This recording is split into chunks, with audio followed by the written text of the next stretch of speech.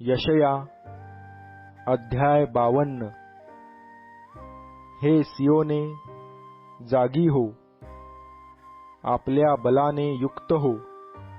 हे यरुशलेमे, पवित्र नगरी, आपली सुंदर वस्त्रे परिधान कर, कारण यापुढे बेसुंती किंवा अशुद्ध असा कोणी तुझ्या ठाई प्रवेश करणार नाही। अंगाची धूळ झाड। हे यरुशलेमे, उठून बैस।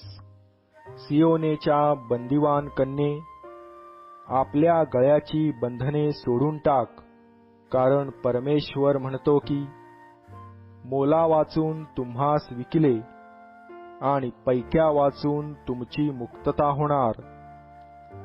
कारण प्रभू परमेश्वर म्हणतो की माझे लोक मिसर देशात जाऊन राहिले, अश्शूरानेही विनाकारण त्यांच्यावर जुलूम केला।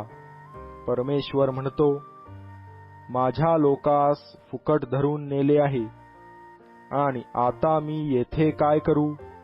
परमेश्वर म्हणतो, त्याजवर प्रभुत्व करणारे गर्जना करीत आहेत। दिवसभर एकसारखी माझ्या नामाची निंदा होत आहे, म्हणून माझ्या लोकास माझ्या नामाची ओळख होईल। आणि मग मी तुमच्याजवळ आहे असे बोलणारा तोच मी आहे, असे ते त्या दिवशी जाणतील। जो सुवार्ता सांगतो, शांतीची घोषणा करीतो, शुभवृत्त विदित करीतो, तारण जाहीर करीतो, तुझा देव राज्य करीत आहे, असे सियोनास म्हणतो। त्याचे पाय पर्वतावरून येताना किती मनोरम दिसतात।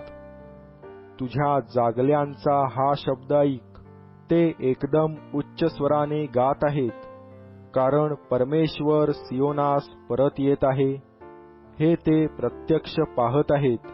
यरुशलेमाच्या उद्ध्वस्त झालेल्या स्थलांनो, आनंद घोष करा, सर्व मिळून गा, कारण परमेश्वराने आपल्या लोकांचे सांत्वन केले आहे, त्याने यरुशलेमास उद्धरिले आहे। परमेश्वराने सर्व राष्ट्रांपुढे आपल्या पवित्र हाताची अस्तनी मागे सारिली आहे। सगळ्या दिगंतास आमच्या देवाने केलेले तारण दिसून येत आहे। निघा, निघा, तेथून निघून जा, अशुद्ध वस्तूला शिवू नका, त्याच्यामधून निघून जा। परमेश्वराची पात्रे वाहणाऱ्यांनो, तुम्ही आपणास शुद्ध करा। तुम्हाला घाईघाईने निघावे लागणार नाही, पळ काढावा लागणार नाही, कारण परमेश्वर तुमचा पुढारी आहे। इस्रायलाचा देव तुमचा पाठीराखा आहे। पहा, माझा सेवक सुज्ञतेने वर्तेल, तो थोर व उन्नत होईल, तो अत्युच्च होईल। ज्याप्रमाणे तुला पाहून बहुत लोक चकित झाले, त्याचा चेहरा मनुष्यांच्या सारखा नव्हता, त्याचे स्वरूप मनुष्य जातीच्या सारखे नव्हते, इतका तो विरूप होता। त्याप्रमाणे तो अनेक राष्ट्रास दचकावयास लावील। राजे त्याला पाहून आपली तोंडे बंद करीतील, कारण कोणी सांगितल्या नाहीत असल्या गोष्टी ते पाहतील, त्यांच्या कानी पडल्या नाहीत असल्या गोष्टी त्यांना कळतील।